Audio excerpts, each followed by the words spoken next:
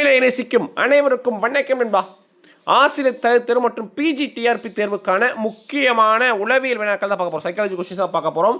இந்த video skip பண்ணால் முழுமையாக பார்த்தீங்கன்னா கண்டிப்பாக சொல்கிற வரக்கூடிய தேர்வு 4 இருந்து 5 கேள்வி இதிலிருந்து மட்டும்தான் கேட்பாங்க. அதனால் வீடியோ ஸ்கிப் பண்ணால் முழுமையாக பாருங்கள். வரக்கூடிய தேர்வில், அதாவது உளவியல் தேர்வில் கண்டிப்பாக 30 கொஸ்டின் கரெக்டாக ஆன்சர் பண்ணிடுவோம் சார். நினைக்கிறவங்க லைக் பண்ணுங்கள். உங்கள் நண்பர்கள் சொந்தக்காரங்க யாராவது மறக்காமல் ஷேர் பண்ணுங்கள். கண்டிப்பாக சொல்கிறேன், இதுலேருந்து ஒரு 4 5 கொஸ்டின் வந்துடும். புரிஞ்சா? அதே மாதிரி இந்த வீடியோ ஸ்கிப் பண்ணால் பார்த்து எத்தனை கேள்வி உங்களுக்கு சரியாக விடை தெரிஞ்சுங்கிறத மறக்காமல் வீடியோ முழுவதும் கரெக்டாக கீழே போகணும். அதே மாதிரி கையில் ஒரு நோட்டு பேனா எடுத்து நான் சொல்லக்கூடிய ஒவ்வொரு விஷயத்தையும் மறக்காமல் எழுதிக்கங்க. கண்டிப்பாக சொல்கிறேன், இதில் நிச்சயமாக கேள்விகள் வரும்.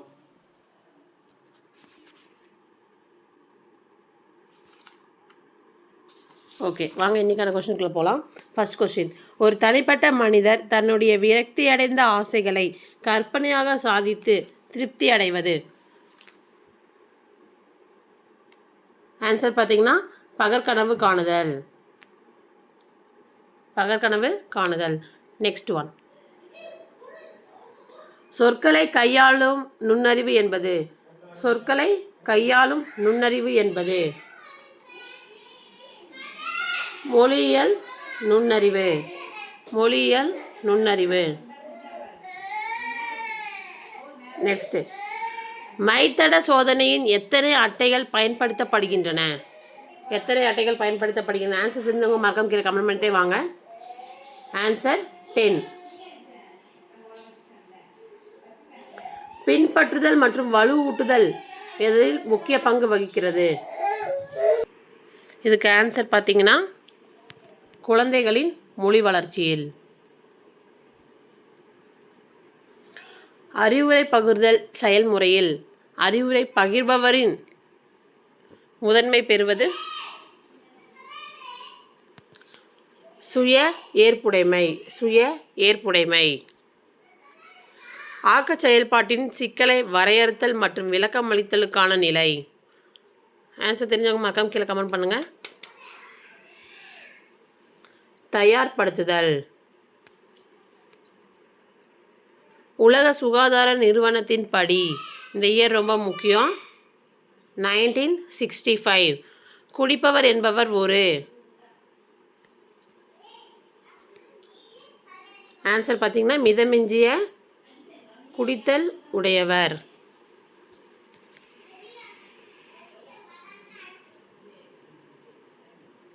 கற்றல் வளைவில் முன்னேற்றமில்லாத காலத்தை என்னன்னு சொல்லுவாங்க? பிளாட். மொழி தகவல் தொடர்புக்கு பயன்படுகிறது என்பது. மொழி தகவல் தொடர்புக்கு பயன்படுகிறது என்பது அறிவுசார்.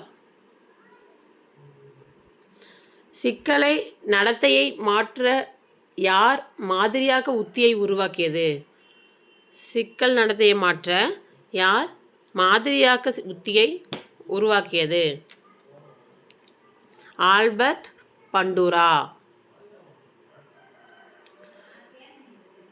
ஃப்ராய்டின் கூற்றுப்படி அனைத்து மன செயல்பாடுகளையும் தூண்டும் மன ஆற்றல் எது? ஆன்சர் தெரிஞ்சவங்க மறக்காம கீழே கமெண்ட் பண்ணுங்க.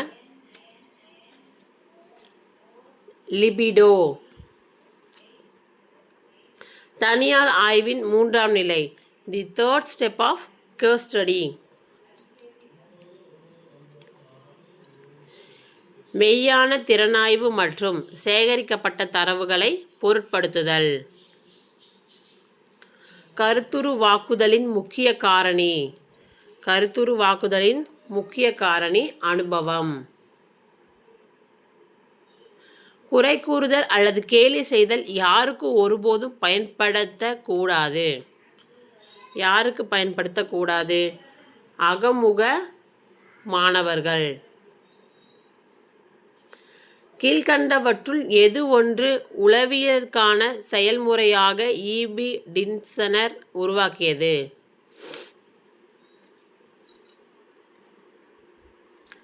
வடிவமைப்பு கோட்பாடு.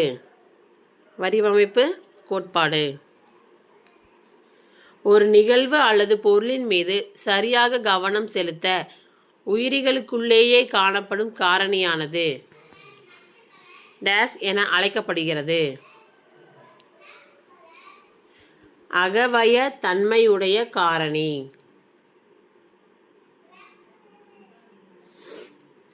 டேஸ் என்பவர் தண்டனையை ஒரு வலுவூட்டியாக ஒப்புக்கொள்ளவில்லை, ஏனெனில் தண்டனை மனவெழுச்சி தடுப்பை உருவாக்கும் என்பதால். யாருன்னா ஸ்கின்னர். குழந்தைகளின் திறன்கள் 6 வயதிற்குள் முழுமையாக வளர்ச்சி நிலையை அடைகிறது. எந்த திறன் 6 வயசுக்குள்ள முழுமையான வளர்ச்சி நிலையை அடைகிறதுன்னு கேட்குறாங்க. மனதிறன், மென்டல். ஓகேங்களா? நெக்ஸ்ட், கதாநாயக மனப்பான்மையை உருவாக்கும் பொருத்தமான பருவம். பொருத்தமான பருவம் குமரப்பருவம். ஓகேங்களா? குமரப்பருவம். மனவெழுச்சி நுண்ணறிவு என்பது சமூக நுண்ணறிவின் உள் அங்கமாகும். தமது மற்றும் பிறரது உணர்வுகள், மனவெழுச்சிகள் ஆகியவற்றை கண்டறிந்து முறைப்படுத்தும் அறிவை பெற்றிருப்பதோடு அவற்றின் தனது சிந்தனைகளையும் செயல்களையும் நெறிப்படுத்தி மேம்படுத்தி கொள்வதற்கு பயன்படுத்தும் ஆற்றலை பெற்றிருப்பது. யாரோட வரையறுத்தல்? ஜான் மேயர் மற்றும் பீட்டர் ஸ்லோவே. உண்மைத்தன்மை மற்றும் தரம் இல்லாத சுய வெளிப்பாடு. எந்த ஆக்கத்திறன்? வெளிப்பாட்டு ஆக்கத்திறன். அறிவுரை பெறுபவரை மையமாக கொண்ட அணுகுமுறை. தன்னெறிப்படுத்துதல், அறிவுரை பகர்தல். ஒருவருடைய பிரச்சனையினுடைய ஒரு தீர்வை காண்பதற்குரிய கடும் உழைப்புடன் தொடர்புபடுத்தும் ஒருவரின் நடத்தையினையுடைய ஆய்வை டேஸ் என்ற பதத்தில் உளவியல் பாடத்தில் அழைப்போம். என்னன்னு சொல்லுவோன்னு கேட்குறாங்க. தனியால் ஆய்வு. ஓகேங்களா? தனியால் ஆய்வு. எக்டோமார்பிக் வகை மக்கள் எந்த வகை மெய்நிலை கூறை சார்ந்தவர்கள்?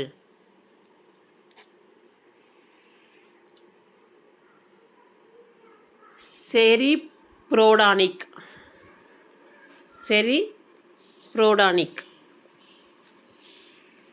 நுண்ணறிவு மற்றும் மொழி வளர்ச்சிக்கு இடையேயான தொடர்பு என்பது நேர்மறை.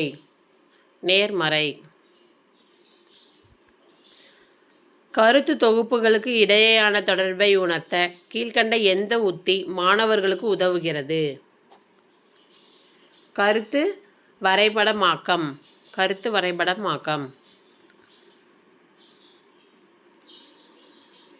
எப்பின் ஹாக்கின் கூற்றுப்படி கற்றலுக்கு பிறகு ஒருவரின் டேஸ் கற்றல் பகுதியானது 8 மணி நேரத்திற்கு பிறகு மறந்து விடுகிறது. எவ்வளோ பங்கு? 3/2 பங்கு. 2/3. கீழ்கண்டவற்றுள் எந்த வகை சோதனை ஆர்மி ஆல்ஃபா சோதனை என்றழைக்கப்படுகிறது? சொற்சார் குழு நுண்ணறிவு சோதனை. நேர்மை என்ற பண்பை அளக்க உதவும் சிறந்த மற்றும் பொருத்தமான முறை. உற்று நோக்கல். ஃபஸ்ட்டு அப்சர்வ் பண்ணுறது. கணித தேர்வில் தோல்வியுற்ற ஒரு மாணவர் அன்று தேர்வறையில் மின்சார தடைபட்டு இருண்டாக இருந்ததால் தான் தேர்வை சரிவர எழுதி தேர்ச்சி பெற முடியவில்லை என்று கூறுவது டேஸ் தற்காப்பு நடத்தை என அழைக்கப்படுகிறது. காரணம் கற்பித்தல். ஓகேங்க, இன்றைக்கான வீடியோஸ் முடிஞ்சிருச்சு. யார் எத்தனை கொஷினுக்கு மறக்காமல் கீழே கமெண்ட் பண்ணியிருக்கீங்க, அதில் எத்தனை கரெக்டுங்கிறத கமெண்ட் பண்ணுங்கள். Okay, thank you. எத்தனை கேள்விக்கு உங்களுக்கு விடை தெரிஞ்சு மறக்காமல் கீழே கமெண்ட் பண்ணுங்கள். தொடர்ச்சியாக வீடியோ வேணால் மறக்காமல் நமக்காக ஷேர் பண்ணுங்கள். ஏன்னா இதிலிருந்து தான் நம்ம என்ன சொல்கிறோம், தமிழ் பார்த்துட்டோம், ப்ளஸ் பார்த்தீங்கன்னா உங்களுக்கு சைக்காலஜி பார்த்துட்டோம். இந்த மாதிரி தொடர்ச்சியாக ஃபாலோ பண்ணி பார்த்துட்டே இருந்தால் மட்டும்தான் நீங்கள் வந்து கிளியர் பண்ண முடியும். புரிஞ்சா? அதே மாதிரி சைக்காலஜி பொறுத்த வரைக்கும் நீங்கள் பேப்பர் 1 எழுதுனா டீட்டெயிலில் படித்து அந்த கற்கும் குழந்தை கற்றல் மேம்படுத்தலும், அதுக்கப்புறம் பார்த்தீங்கன்னா இந்திய கல்வி முறை, இந்த டாபிக் இந்த சப்ஜெக்டை மட்டும் புக் இருக்குது, புக்கு கூட PDF கூட வேணா சொல்லுங்கள், நானும் எடுத்துறேன், ஃப்ரீ PDF தான். இதை மட்டும் தயவுசெய்து லைன் பை லைன் படிச்சுக்கங்க, முதல் விஷயம். ரெண்டாவது விஷயம், பேப்பர் 2 எழுதுறவங்களா இருந்தீங்கன்னா நீங்கள் பிஎட்ல என்ன படிச்சீங்களோ அதை மட்டும் எடுத்து வாங்கி படித்தா மட்டும் போதும். புரிஞ்சா? கண்டிப்பாக சொல்கிறேன், நிச்சயமாக சொல்கிறேன், வரக்கூடிய தேர்வில் நிச்சயமாக வந்து வெற்றி பெறுவோம். நம்பிக்கையாக படிங்க, நம்பிக்கையோடு மட்டும் படிங்க. புரிஞ்சா? அதே மாதிரி மறக்காமல் இந்த வீடியோ சேவ் பண்ணி வச்சுக்கோங்க, ஏன்னா எக்ஸாம் போகிறதுக்கு முன்னாடி பார்த்துட்டு போங்க. புரிஞ்சா? தொடர்ச்சியாக நீங்கள் ஃபாலோ பண்ணால் மட்டும்தான் வெல்ல முடியும். அந்த 30 டார்கெட் வந்து எப்படி பண்ணணும்னா தொடர்ச்சியாக ஃபாலோ பண்ணணும். தமிழ், சைக்காலஜி ரெண்டையும் ஃபாலோ பண்ணுங்கள். இதில் கொடுக்குற ஆதாரம் வச்சு தான் அடுத்து சோசியல், மேக்ஸ், சயின்ஸ் இதையும் வந்து நாங்கள் போட போகிறோங்க. அதை ஆணித்தரமாக சொல்லிடும்பா. புரிஞ்சா? கண்டிப்பாக வெற்றி நிச்சயம் எழுதலாம்.